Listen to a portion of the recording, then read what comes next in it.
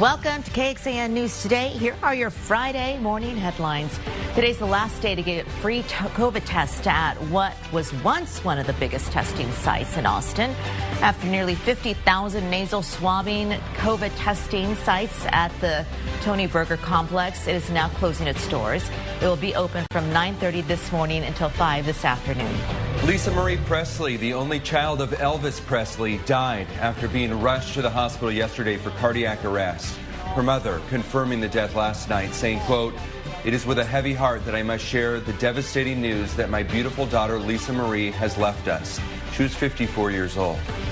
Well, the suspect in the assassination of former Japanese Prime Minister Shinzo Abe is now charged with murder. Tetsuya Yamagami was arrested immediately after Japanese authorities say that he shot Abe with a handmade gun as the former leader was making a campaign speech back in July. He will face court after a detention center evaluated his mental health and found him fit to stand trial. Back here at home with new board members at school and a new superintendent and interim one just taking their positions, the Austin Independent School District is getting an early start on next school year's budget. Morning, everyone. I'm Sally Hernandez. And I'm Tom Miller. Last night, AISD met to discuss the district's priorities. Among the key talking points, money and where it needs to go to make the district a better place. It also has some programs that need to be extended or cut. The district will look for community input as well as staff and administrative suggestions. Teacher pay has been a hot topic, and the district says that will still be a priority. Currently, the district spends about 80% of the budget on salaries. Ultimately, staff compensation and teacher pay is going to be a high priority just because of the labor market in the Austin area. Many teachers are leaving the profession, and so that is a challenge. And so we as a district are committed to investing in our employees and making sure that we give them a competitive wage for next school year. Final budget will be approved in June. As we go in depth on this, teacher burnout led to a record number of resignations in Texas. KXAN investigators took a deep dive into what is behind the shortage. Our team obtaining thousands of exit surveys detailing why teachers left. Some of the reasons included pay, not being able to keep up with the cost of living. Right now on KXAN.com, you can click on the Investigates tab and look for The Exit. There you can explore our interactive story and watch each chapter in our investigative series. Well, Manor ISD named its new interim superintendent this week. The Board of Trustees elected Dr. Tammy Williams-Hill on Monday. She joined Manor ISD in September of 2022 as the Chief Human Capital Officer, taking over for current acting superintendent Michael Perkins. He served in that role after Superintendent Dr. Andre Spencer left in December. First warning weather with meteorologist Kristen Curry. Good Friday morning. We begin with a look at our clouds and radar, not showing anything too impressive. We've got a clear sky out there, and we're going to stick with that clear sky all day long. Plenty of sunshine ahead. Live look outside from our Lorenz 360 camera out there in the West Hills, looking east towards the skyline. Very pretty shot of our beautiful city this morning. Temperatures are in the 30s and 40s. It is way colder out there compared to what we had yesterday. I'll give you a second to find your neighborhood number. You're in the 30s and 40s, which is a good 15 to 25 degrees colder this morning. This is courtesy of that dry, cool air filling in behind the cold front we had earlier this week. So jackets certainly needed as we begin the day. As we transition towards the later part of the afternoon, we're on our way to the low 60s. So still a little cool in spots, but we're getting rid of the wind today. That's the good news. A lot of sunshine overhead stretched area-wide. Coming up in your first warning forecast, we are flirting with a freeze tonight. It gets very close to that as we get into tomorrow morning. A warmer weekend will follow, but I already have eyes on your next cold front. Comes in middle of next week. We talk about potential impacts coming up in your first warning forecast. But before I leave you, I wanted to show you this.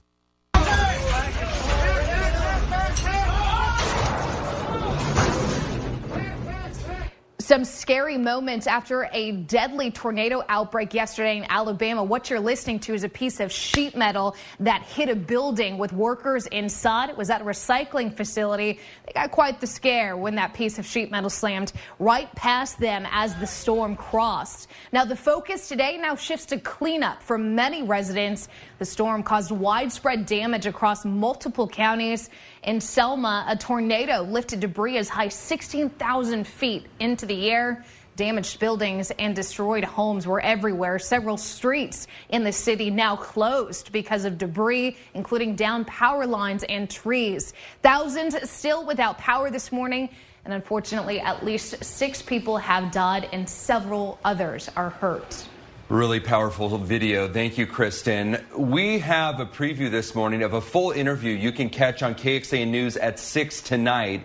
It's a former DPS trooper who responded to the Uvalde school massacre, and he's now sharing his story. Juan Maldonado, who was a sergeant, retired in lieu of getting fired. He was one of the first officers to arrive at Robb Elementary School on May 24th, the day a gunman killed 19 students and 2 teachers. Maldonado says DPS served him termination papers in September, saying he did not act on scene in a way a trooper with his amount of experience should have.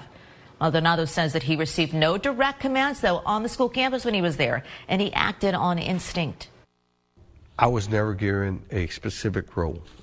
My role that I took upon myself was to save as many kids as I could, provide medical treatment for the ones that were wounded, so that's, I did what my mind told me to do, and I kept myself busy the whole entire time. Tonight, we're going to walk through that interview with you, and he's going to talk about his experience with our very own Breonna Hollis. He says that he's shocked DPS moved to fire him, and the only reason he got to the scene as a trooper so quickly, he says, was because he happened to be with a Uvalde CISD police officer at the time. New information shows how the overturn of Roe v. Wade has impacted abortions here in Texas. And how Georgetown ISD is working to protect students from threats both on and off campus. Good morning, everyone. It is a live look outside for you on this Friday, the 13th. Another live look throughout the newscast for you right here on KXAN News Today throughout the day. Now, we do have new data to show you the impact of the Supreme Court's decision to overturn Roe v. Wade here in Texas. State health leaders tell us more than 2,500 abortions were reported last June. That is the same month the High Court struck down the landmark ruling which guaranteed a constitutional right to abortion. Texas's new law that bans almost all abortions didn't go into effect until August 22nd. Despite that, the number of abortions reported in the state dropped to 68 in July, and then in August it went down to just 3. All 3 August abortions were performed because of a medical emergency. The state's new law only allows exemptions if the pregnancy is causing a life-threatening condition. Why a family in Florida is turning to Texas to answer some questions about their son's death. How affordable housing that was supposed to be easily accessible is now on a wait list. Good morning, everyone, on this Friday the 13th. Another live look for the city of Austin skyline to show you this morning. Thanks for waking up with us here on KXAN News Today. Kristen has the latest on your forecast in a bit. All right, Georgetown ISD, we know it's working to be proactive with its students and their safety, not just from the outside threats, but also potentially deadly drugs starting to pop up here in Central Texas. And as part of our ongoing series talking to local education leaders, I talked with Superintendent Fred Brent about that and other challenges the district's facing. Earlier this week, the district had a meeting with parents where it was giving them a heads up about drugs and how to spot things. We know other school districts are dealing with fentanyl issues. How is that in Georgetown ISD? Our hearts go out to any families that have been impacted by this fentanyl challenge that we're all facing, and we just want to make sure our parents and our community is aware, and our nurses are prepared to respond should we have an emergency. We've not had that yet in Georgetown, but we always want to make sure we're being proactive and prepared. Last time we talked, you said staffing levels were pretty good. You were happy with where things were at. I looked this morning, 21 openings in special education, 29 teacher openings. Is that normal? Is that where you want to be? No, that's not normal, and that's not where we want to be. So we are still working to staff the positions that we can. Listen, our staff has been doing an amazing job of covering the spaces where we have gaps. We have employees who have been doing one job in the classroom that have changed roles. We have campus instructional support teams that are now teaching classes. We have great teachers who are rolling up their sleeves and making things happen. At the start of this school year, there were these safety audits where people came to campuses and checked how secure the buildings. How did Georgetown do? Wow, that was a unique experience, I can tell you. But we passed every one, no findings on any of the safety audit inspections that we had, and it literally was someone trying to get into your schools, and all of our people did an excellent job. Lastly, we know the state legislature kicked off this week, and school districts have different priorities. What is Georgetown ISD hoping the legislature does? Well, they have to do something. We are operating on the same dollars per student that we were getting in 2019, and every family knows the cost of inflation, the cost of doing business. If you own a business and you've not changed your revenue stream since 2019, and you're required to provide more services, more salaries, mitigate a pandemic, you have to have more funding. So the legislature has to act on the basic allotment. They're going to have to increase that, or schools won't make it. Dr. Fred Brent with Georgetown ISD, thank you so much for your time. Sir. Thank you very much. You can catch our full interview online, where we also talk about closing the achievement gap and mitigating illnesses. That's with the rest of our superintendent series on KXAN.com. Such good information. All right, need an excuse to get out and enjoy the beautiful weather this weekend? How about going to the Austin Zoo? And it has some new animals for you to see. The zoo introduced 2 new cheetahs to the mix. They are 2 girls, 6-year-old Dea and 7-year-old Amina. They came from the Metro Richmond Zoo in Virginia. They're part of the Zoological Association's Cheetah Management Program. This is a program that works to extend the lifespan of these animals.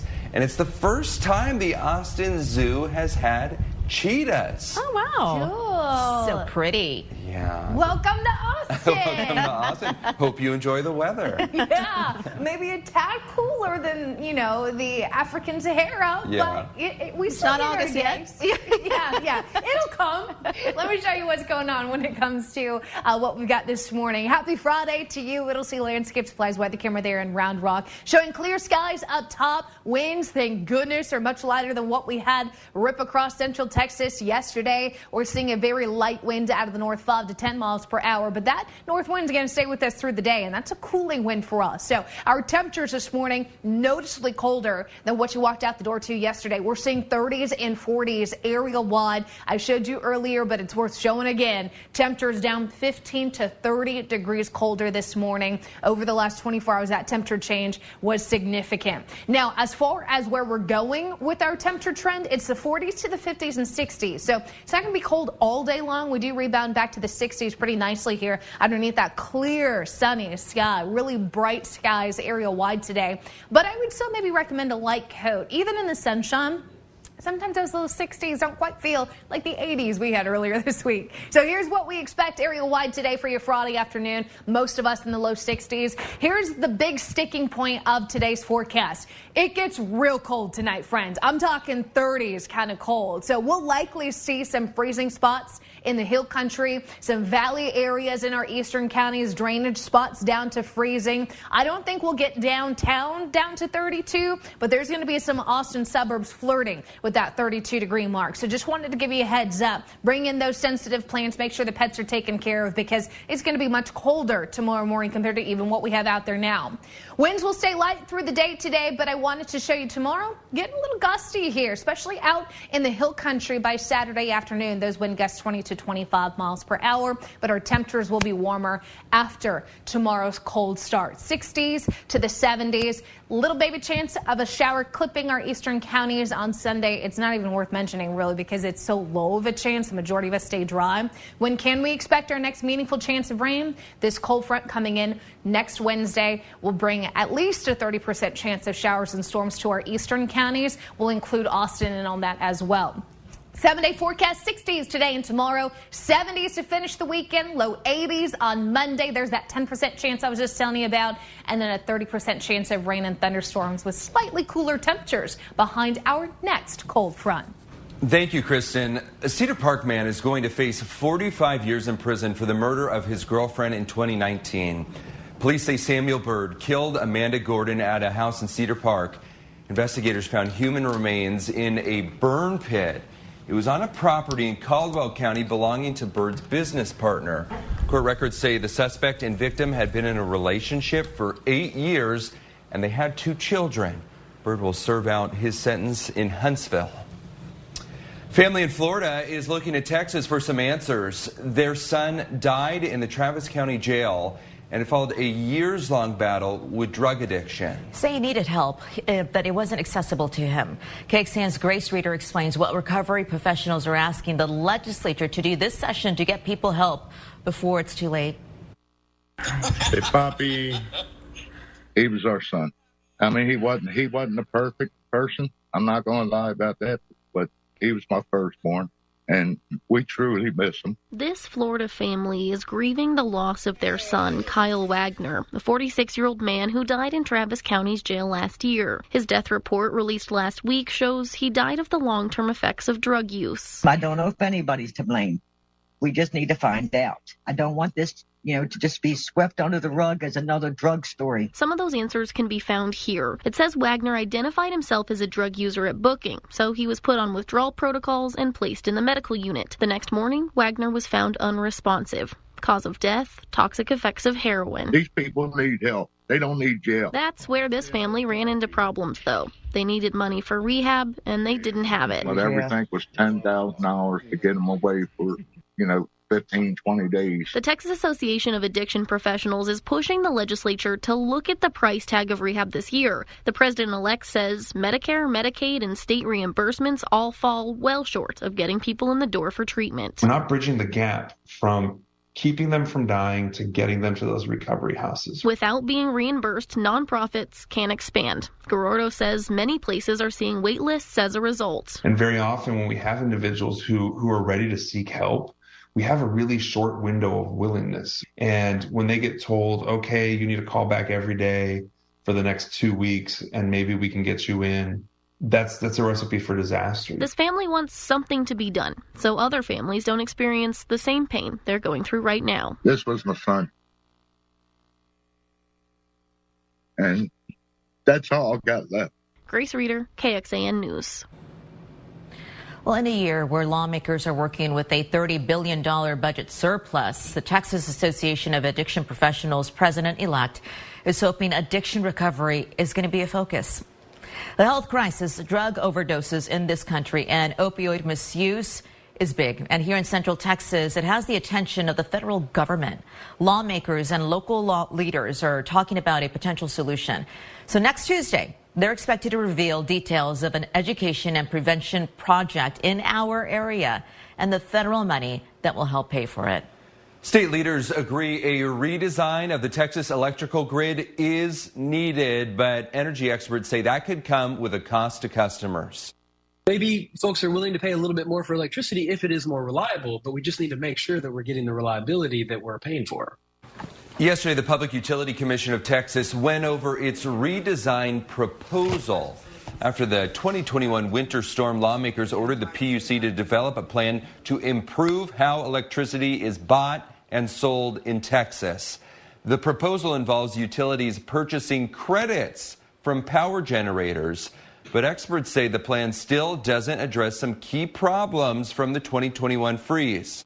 When I have a conversation about reliability of electricity in this state, we need to include the fuel side, but it is often missing in these discussions. The CEO of ERCOT says implementing this plan will take up to 3.5 years. Is La Nina ending? Could we be heading into a rainier El Nino pattern? Our meteorologist Nick Bannon sat down with NOAA about the new long-term forecast. Tom DiLiberto joins us, a climate scientist at NOAA's climate.gov. Everyone wants to know, Tom, about the latest ENSO update. But for those that don't, what is ENSO? So ENSO stands for the El Nino Southern Oscillation. It refers to this pattern that kind of shifts every 2 to 7 years in the central and eastern equatorial Pacific Ocean, where the waters actually become either warmer than average or cooler than average. We call the warmer episodes El Nino and the cooler episodes La Nina. And the reason we care so much about it is because that little change in the Pacific Ocean can basically jumble up the atmospheric circulation all across the tropics, which then is like the first domino that falls that affects things like where the jet stream sets up across the mid-latitudes, where we all live here in the United States. And certainly that's been affecting us in a La Nina type of way the last 3 winters. What does the latest forecast say about when we could finally say goodbye to La Nina? Yeah, so the latest forecast suggests that La Nina might be finally coming to an end. We're expecting us to return to more ENSO neutral conditions. So basically that means La Nina is over by the beginning of spring. So February through April or March through May, which would be the first time. This is the clearest signal that we've seen, I would say, in the last 3 years, as you mentioned, that we could finally see the end of La Nina. Now, last month, we were seeing signs at the very end of the ENSO forecast that we may not only be going toward more of a neutral pattern, but even El Nino later now this year. What's the latest update say there? It's kind of amazing to even be hearing the phrase El Nino, considering where we've been the last several years. But yeah, you're right. So the end of the forecast, we're talking about the end of this upcoming summer into the beginning of fall. You take a look at the probabilities that are issued in our forecast. The highest probability is actually for El Nino, with the second highest probability being in the ENSO neutral conditions. I imagine it speaks that confidence is reasonably high that we wouldn't have a 4th consecutive La Nina winter, though, right? That is correct. So by the end of this summer and into the beginning of fall, the percentages for La Nina chance are around, let's say, 10 to 15%, which isn't zero. Which doesn't mean it can't happen. But compared to the chances of there being an ENSO neutral or El Nino sort of conditions at that period of time, La Nina would be much further behind. Thanks for joining KXAN News today. You can also listen to KXAN News Nightly every weekday after 5:30 p.m. for in-depth coverage on what matters most to you.